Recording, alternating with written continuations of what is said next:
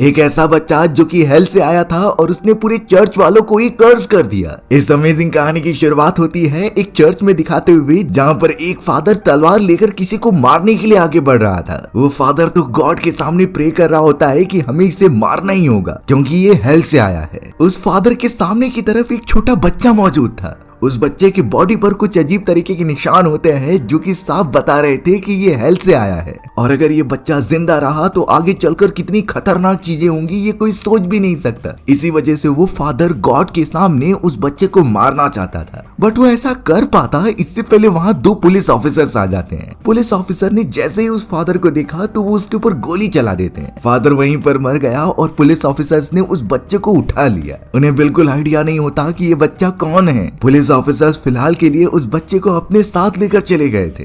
अब इस बात को यहाँ पर कई साल बीत जाते हैं और किसी को अंदाजा नहीं था कि वो हेल वाला बच्चा कहाँ पर गया है। सिर्फ एक फादर को उसके बारे में पता था जो अब मर चुका है, यानी कि आगे आने वाला समय बहुत ही क्रिटिकल और खतरनाक होने वाला है। हमें तो अब मार्क नाम का एक आदमी दिखाया गया जो कि किसी सुनसान जगह की तरफ जा रहा था। ये एक बहुत ही पुराना इंफ्रास्ट्रक्चर होता है जहाँ पर बहुत सारे अजीब लोग रहा करते थे। दरअसल बात ये थी कि इस पूरे इंफ्रास्ट्रक्चर में बहुत सारे फादर्स रहा करते थे और कहा जाता था कि वो ऐसे लोगों का इलाज करते जो शैतान के कब्जे में आ चुके हैं, यानी कि एक्चुअल में यहाँ पर एक्सोर्सिज्म किया जाता था। मार्क जब आगे बढ़ रहा था तो उसकी मुलाकात एक फादर से हो जाती है जो उससे पूछने लगा यहाँ आने का रीजन। मार्क सिंपली बताता है कि वो एक्सोर्सिज्म सीखना चाहता है, उसे भी अपने गांव वालों की मदद करनी है शैतानों से बचाने के लिए। अब वो सारे फादर्स की कम्युनिटी चाहते थे कि उनकी संख्या बढ़ती रहे, इसीलिए वो सब मान जाते हैं मार्क को ट्रेनिंग देने के लिए। इस बात के बारे में पूरी कम्युनिटी वालों को पता चल गया था कि एक नया मेंबर आने वाला है, इसीलिए वो सभी मार्क की ट्रेनिंग देने के लिए उसे तैयार करने लगते हैं। मार्क को रहने के लिए एक अच्छी जगह भी दी गई थी। प्रॉब्लम ये होती है कि उस जगह पर बिल्कुल इलेक्ट्रिसिटी नहीं होती और सब कुछ कैंडल से जल रहा होता है। सबसे पहले मार्क के सामान को चेक किया जाता है कि वहाँ पर कुछ अजीब सी चीजें तो नहीं, क्योंकि ये पूरा इंफ्रास्ट्रक्चर किसी अनजान मैजिकल चीजों से रिलेटेड है और वो सब बिल्कुल भी नहीं चाहते कि यहाँ कोई ऐसी अनजान चीज आए जिससे उन्हें परेशानी हो। पूरा सामान चेक करने के बाद वो उसे एक लॉकेट देते हैं जो कि एक पवित्र लॉकेट था, बट मार्क उसे नहीं लेता और कहने लगा कि मेरे पास गॉड का एक अलग ही लॉकेट है, मैं उसे हमेशा ही पहनता हूँ। अब ये बातें करने के बाद मार्क अपने कमरे के अंदर जाने लगा, बट फादर उसे एक और इंस्ट्रक्शन बताते हैं कि रात होते ही बाहर निकलना मना है। ये सारे रूल्स हम सबकी सेफ्टी के लिए बनाया गया है जिससे कि कोई खतरे में ना पड़े। अब मार्क यहाँ अपने कमरे में होता है और अपने कपड़े निकाल रहा था, बट तभी हमें दिखाया गया उसके बॉडी पर वही मार्क जिसे कि हमने कहानी की शुरुआत में उस बच्चे के बॉडी पर देखा था। यानी अल्टीमेटली ये क्लियर होता है कि वो हेल वाला बच्चा कोई और नहीं बल्कि मार्क ही है। मार्क ने अब अपने ब्रीफ केस में से एक अलग ही हिडन पोर्शन निकाला। इस पोर्शन के अंदर एक कैमरा, न्यूज़पेपर के टुकड़े और एक गन होती है। यानी मार्क यहाँ पर कुछ एक्सोर्सिज्म सीखने नहीं आया था, बल्कि उसका मिशन तो अलग ही होता है। उस न्यूज़पेपर के टुकड़े में कई सारी लेडीज की फोटोज मौजूद थी और मार्क भी बार बार किसी अजीब तरीके की लेडी को याद कर रहा था। बात सिंपल थी कि मार्क यहाँ पर अपने पर्सनल रीजन की वजह से आया है जिसे कि वो पूरा करेगा। अब धीरे धीरे सारे फादर्स मार्क को अपनी कम्युनिटी में ऐड कर लेते हैं और उसे एक्सोर्सिज्म सिखाते हैं। उन सभी फादर्स में से एक सीनियर फादर जिसका नाम प्राइमर होता है वो भी अब मार्क के ऊपर नजर रखने लगा। उन सभी को लंच कराया जाता है, लेकिन खाने से बहुत बदबू आ रही थी। लेकिन मार्क को ये खाना ही पड़ेगा, नहीं तो सभी को उसके ऊपर शक हो जाएगा। मार्क फिर भी उन सारी चीजों को खाता है और उनके साथ घुल मिल जाता है। मार्क नोटिस कर रहा था कि उस जगह पर अलग अलग चैम्बर्स मौजूद हैं जहां बहुत अंधेरा है, और उसी एक चैम्बर में एक लेडी मौजूद थी जो बहुत ज्यादा अजीब तरीके की आवाज कर रही होती है। बाद में मार्क को बताया जाता है कि इस लेडी के अंदर शैतान है जो अभी तक बाहर नहीं निकला है। इसीलिए अब सारे फादर्स और प्राइमर भी ये प्रिपेयर करने लगे कि उस लेडी का एक्सोर्सिज्म किया जाएगा जिससे वो शैतान से आजाद हो जाए। प्राइमर तो मार्क को सब कुछ बता रहा था और उससे कई सारे क्वेश्चन भी पूछता है कि एक्सोर्सिज्म कब किया जाना चाहिए। मार्क ने बाइबल के हिसाब से सारी चीजें सही बताई जिससे प्राइमर खुश हो जाता है। वो अपने साथियों के साथ तुरंत ही उस लेडी के पास चला गया एक्सोर्सिज्म करने के लिए। सभी उसे रिकॉर्ड भी कर रहे थे ताकि एक बहुत ही अच्छा डेटा बनाया जा सके। दरअसल प्राइमर का मानना था कि जो चीजें हम अपनी नेकेड आई से नहीं देख सकते वो कैमरा रिकॉर्ड कर लेता है, और ये एक प्रूफ हो सकता था जिससे कोई भी भरोसा कर ले कि हम सब सही में एक्सोर्सिज्म करते हैं। प्राइमर और उसके सभी साथी बाइबल के वर्ड्स पढ़ने लगे जिससे कि वो शैतान कमजोर हो रहा था। लेडी बहुत तेज से चिल्लाने लगी और काफी ज्यादा दर्द में थी। मार्क भी इन सारी चीजों को देखकर नोटिस करता है बट अब अचानक प्राइमर ने जो अपने हाथ में क्रॉस लिया था वो पूरी तरीके से जलने लगा। ये तो बहुत ज्यादा स्ट्रेंज बात होती है जिससे कि सारे लोग डर गए। मार्क ने भी ये चीजें पहली बार एक्सपीरियंस की थी। प्राइमर समझ जाता है कि इस लेडी के बॉडी में जो शैतान है वो कोई नॉर्मल नहीं है, उसके अंदर एक अलग ही लेवल की शक्तियां हैं जो किसी रीजन की वजह से यहाँ पर आया है। मार्क भी अब इन चीजों को देखकर समझ रहा था। उस एक्सॉर्सिज्म के खत्म होने के बाद अब तो मार्क को भी कुछ एक्स्ट्रा एनर्जी महसूस होने लगी थी। यहाँ तक कि मार्क जब एक मिरर के पास पहुंचा था तो वो मिरर अपने आप ही टूटने लगा। उसे इस वक्त कुछ समझ ही नहीं रहा था, इसीलिए वो उस जगह को एक्सप्लोर करते हुए प्राइमर के कमरे में जाना चाहता था। अब जैसे ही वो वहां पर जाने लगा तो एक फादर उसे आकर रोक देता है। फादर ने मार्क से साफ कह दिया कि प्राइमर की परमिशन जब तक नहीं होती तुम वहां पर नहीं जा सकते, और ये मार्क की सेफ्टी के लिए बताया जा रहा था, नहीं तो मार्क को बहिष्कृत कर दिया जाएगा रूल्स फॉलो ना करने की वजह से। इसीलिए अब मार्क वहां ना जाकर सीधा अपने कमरे में चला जाता है। सारे स्टूडेंट्स और फादर्स को बिठाकर वापस से वही बेकार खाना खिलाया जा रहा था जिससे कि मार्क को बिल्कुल पसंद नहीं। फिर भी वो जबरदस्ती उसे खाता है और उसके अंदर उसे मांस का टुकड़ा भी मिला था। मार्क ने बेकार खाना खा तो लिया था लेकिन अपने कमरे में आकर वो वॉमिटिंग करने लगा। अब इसी पूरे वॉमिटिंग के दौरान उसका एक दांत टूटकर निकल जाता है। मार्क ने जब टूटे हुए दांत को ध्यान से देखा तो उसके अंदर से एक अजीब सी फ्लाई बाहर निकल रही थी जो उड़कर कहीं दूसरी तरफ चली गई। दरअसल ये सारी चीजें मार्क को हेलुसिनेशन हो रही थी, यानी इनका रियलिटी में कोई एग्जिस्टेंस नहीं होता। मार्क को ये सारी चीजें क्यों दिखाई दे रही हैं, इन्हीं बातों का पता लगाने के लिए वो बिना पूछे प्राइमर के कमरे में चला जाता है। वहाँ के एक चैम्बर के अंदर जाते ही उसे कई सारे कैसेट दिखे थे। ये वीडियो कैसेट्स उन सारे एक्सोर्सिज्म के होते हैं जो इन फादर्स ने मिलकर अब तक के लोगों के ऊपर किए थे, और इन पूरे वीडियो कैसेट्स में उस लेडी का भी एक्सोर्सिज्म होता है जो वो लास्ट टाइम कर रहे थे। मार्क ने अपनी क्यूरियोसिटी के लिए उस वीडियो को प्ले करके देखा, तब जाकर वो थोड़ा शॉक हो जाता है क्योंकि जिस तरीके से एक्सोर्सिज्म को दिखाया गया था वो इस वीडियो में थोड़ा सा अलग होता है। यानी जो चीजें वो एक्सोर्सिज्म में नहीं देख पाया था वो इस वीडियो में एकदम डिटेल तरीके से बताई गई हैं। अब तो मार्क को एकदम से शक होने लगा, इसीलिए वो सीधा वहां से ट्रेवल करता हुआ उस प्लेस पर आ जाता है जहां एक्सोर्सिज्म किया गया था। थोड़ी छानबीन करने के बाद मार्क को वहां के बेड के नीचे एक इंजेक्शन मिला होता है। ये इंजेक्शन यहाँ पर क्या कर रहा था उसे बिल्कुल अंदाजा नहीं, पर इसका उस पेशेंट से कुछ तो रिलेशन हो सकता है। थोड़ी देर बाद जब वो उस बेड के कोने पर आता है तो उसे एक अजीब तरीके का साइक्लिंग डिवाइस मिला, यानी उस डिवाइस के ऊपर चढ़ने पर वो बेड हिलने लगता था। बात सिंपल थी कि वो बेड किसी शैतानी ताकत की वजह से नहीं हिल रहा था, बल्कि वो इस मैकेनिज्म का यूज करके बेड हिला रहे थे। अचानक अब मार्क को ऐसा लगा कि कोई उस कमरे में आ रहा है, इसीलिए वो कोने में जाकर छुप गया। थोड़ी देर बाद वो नोटिस करता है कि वहां पर एक लीवर है। उस लीवर को उसने नीचे कर दिया। ऐसा करते ही दीवार पर एक हिडन फैन लगा हुआ था, वो चालू हो जाता है जिससे चारों तरफ हवाएं चलने लगी, और ये वैसी ही हवाएं थी जब वो उस लेडी का एक्सोर्सिज्म कर रहे थे। इन सारी चीजों के सामने आने पर मार्क को इतना तो समझ में आ चुका था कि जिस तरीके का ये फादर मिलकर एक्सोर्सिज्म कर रहे हैं वो बिल्कुल भी असली नहीं है। ये जरूर कुछ छुपा रहे थे जो एक बड़ी साजिश हो सकती है। लेकिन मार्क को अभी तक नहीं समझ में आया कि आखिर वो क्रॉस कैसे जलने लगा। जब वो क्रॉस को जाकर देखता है तो उसके निचले वाले हिस्से पर एक बटन लगा हुआ होता है। उसे दबाते ही वो पूरा क्रॉस जलने लगा था, यानी हो सकता है कि ये एक लाइटर की तरह बनाया गया हो। और अब मार्क को पूरी तरीके से समझ में आ चुका होता है कि ये सब उससे कितना बड़ा झूठ बोल रहे हैं। जितने भी पेशेंट थे वो इसी तरीके से दिखावा करते और एक्सोर्सिज्म करने का नाटक करते। मार्क ने फिलहाल के लिए ये सारी बातें किसी को नहीं बताई और अपने मन में रखा। वो ये सच सभी के सामने लाना चाहता था। अब अगले दिन मार्क को सभी के सामने प्रेयर करने के लिए बोला जाता है, लेकिन ये उनकी लैंग्वेज में था। मार्क को उनकी लैंग्वेज इतनी अच्छी तरीके से नहीं आती थी, तो एक दूसरा फादर उसकी मदद करने लगा। दोनों मिलकर गॉड के लिए प्रे करते हैं और अच्छी तरीके से उस रिचुअल को खत्म करते हैं। सारी चीजें अच्छे से होने के बाद सभी लंच करने के लिए बैठ गए। अब इस लंच में वही बेकार खाना मिल रहा था जिससे कि मार्क बिल्कुल पसंद नहीं करता। उसे जबरदस्ती ये सारी चीजें खानी पड़ती हैं।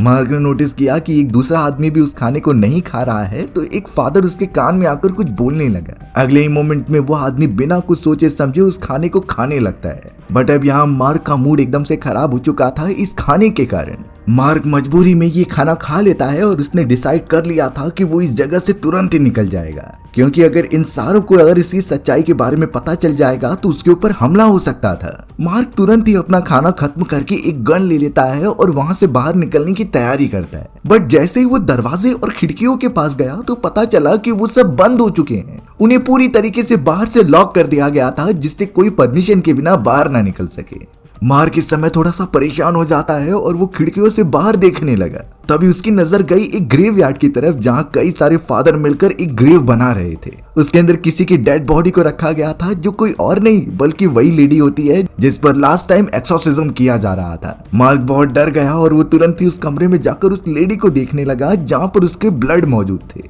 यानी उन लोगों ने जानबूझकर उस लेडी को मार दिया, जबकि उसकी बॉडी में कोई शैतान ही नहीं था। मार्क अब क्या करे, उसे कुछ समझता ही नहीं। तभी अचानक वो फादर आ जाता है जो कि मार्क की मदद कर रहा था वो लेबल्स पढ़ने के लिए। फादर ने मार्क से सिंपली कहा कि तुम मेरे साथ चलो कन्फेशन रूम में। मार्क को उनकी बात मानना उसकी एक कमजोरी थी। मार्क कन्फेशन रूम में आ चुका था, जिसके बाद फादर उससे बहुत सारे सवाल पूछता है कि तुम यहाँ पर क्या कर रहे हो। और एंड में जाकर उस फादर ने ये भी रिवील कर दिया कि मैं भी यहाँ पर कुछ इन्वेस्टिगेशन करने ही आया था, लेकिन जब वापस जाने की बात हुई तो इन सारी कम्युनिटी वालों ने मुझे कारागार के अंदर बंद कर दिया। यानी यहाँ पर आया तो जा सकता है, लेकिन बाहर इनकी मर्जी के बिना नहीं जा सकते। ये बातें मार्क को अंदर से डरा देती हैं, क्योंकि उसकी कंडीशन भी कुछ ऐसी ही थी। मार्क ने बताया कि वो एक पुलिस ऑफिसर है और वो इस जगह पर इन्वेस्टिगेशन ही करने आया था। बात ये थी कि इस जगह से कई सारे लेडीज और लोगों के मरने की खबर सुनने में आती है। इसी बात का पता लगाने के लिए मार्क को जांच पड़ताल करने के लिए यहाँ आया था। मार्क ने उस फादर को ये भी बात बताई कि पुलिस ऑफिसर्स को बहुत पहले से ही इस चर्च के ऊपर शक था, लेकिन प्रॉपर सबूत न होने के कारण वो कोई भी क्लेम नहीं कर सकते थे। तो इसीलिए मार्क यहाँ पर सबूत इकट्ठा करने आया था। मार्क को इतना तो पता चल गया होता है कि इस चर्च के अंदर एक्सोर्सिज्म का नाटक किया जाता था। तब जाकर वो फादर बताता है कि ये एक्सोर्सिज्म का नाटक सिर्फ और सिर्फ फंडिंग लेने के लिए की जाती थी, क्योंकि इन सारे रिकॉर्डेड वीडियोस को वो अलग अलग जगह पे भेजते थे जो उन्हें फंडिंग दे और वो बहुत अमीर बन जाए। फादर ने तो मार्क को साफ साफ कह दिया कि तुम्हें यहाँ से बाहर निकलने का रास्ता ढूंढ लेना चाहिए।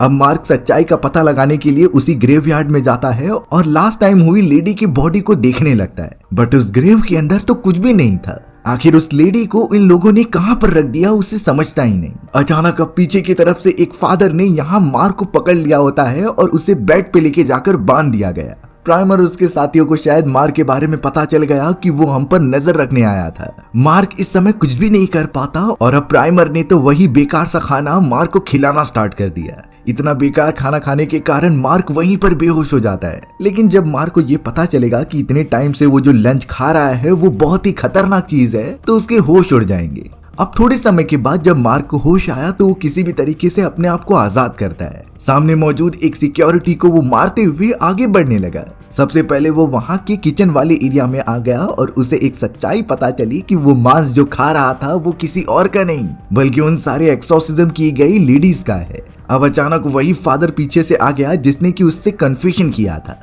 मार्क ने अपने हाथ में गन ली होती है जिससे कि वो उसे शूट करने गया, बट फादर इन सारी चीजों के बावजूद मार्क को एक और बात बताना चाहता था। वो उसे लेकर चले गया प्रेयर वाले एरिया में और एक एंशिएंट किताब निकालकर एक ऐसे बच्चे के बारे में बताने लगा जो ब्लैक मून की रात को पैदा होगा और उसके बॉडी पर कुछ अजीब तरीके के निशान होंगे। इस बच्चे के अंदर इतनी एबिलिटी होगी कि ये शैतान को दुनिया में बुला सकता था। मार्क बहुत क्यूरियोसिटी से उस बुक को देखने लगा और जब वो उस निशान को नोटिस करता है तो वो चौंक गया, क्योंकि ऐसा ही सेम निशान मार्क के बॉडी पर होता है। यानी कि जो बच्चा हमने कहानी की शुरुआत में देखा था वो कोई और नहीं बल्कि मार्क ही है। वो फादर भी इस बात को समझ गया होता है और मार्क इस जगह पर अपने आप नहीं आया बल्कि प्राइमर कुछ चाहता है, इसीलिए वो उसे जानबूझकर यहाँ पर बुलाता है। इस तरीके से चलता रहा तो शायद प्राइमर और उसके सभी साथी मार्क के ऊपर रिचुअल करेंगे। उस दूसरे फादर ने मार्क को सिंपली कहा कि मुझे एक अंडरग्राउंड रास्ता पता है, तो उस जगह से तुम बाहर निकल जाओ। मार्क ने उसके ऊपर भरोसा किया और वहां से जाने लगा,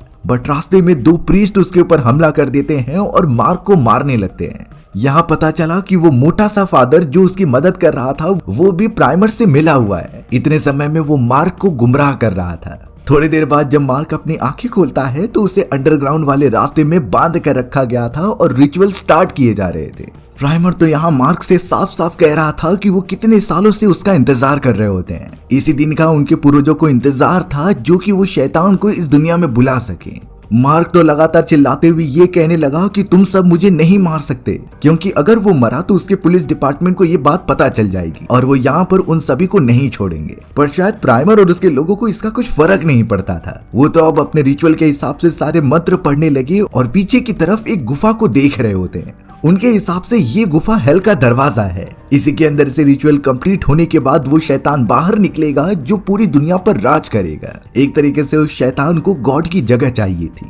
प्राइमर और उसके सारे प्रीस्ट मिलकर अब हर एक मंत्र पढ़ने लगे और मार्क की बलि देने के लिए वो सब रेडी हो जाते हैं। लेकिन कई घंटे बीतने के बावजूद भी वो शैतान बाहर नहीं आया था। उन्होंने तो सारे मंत्र भी कंप्लीट कर लिए, इसीलिए अब सभी कंफ्यूज हो जाते हैं कि ये काम क्यों नहीं कर रहा है। प्राइमर ने कहा कि हम कुछ मिस कर रहे हैं जिसकी वजह से रिचुअल कंप्लीट नहीं हो पा रहा है। बट मार्क हंसते हुए यही कहता है कि शैतान कभी नहीं आएगा, असली शैतान तो तुम सब हो जिन्होंने इतने लोगों की जानें ली हैं। प्राइमर इस बात से गुस्सा हो गया और वो तुरंत ही जाकर एक चाकू की मदद से मार्क को मारने लगता है।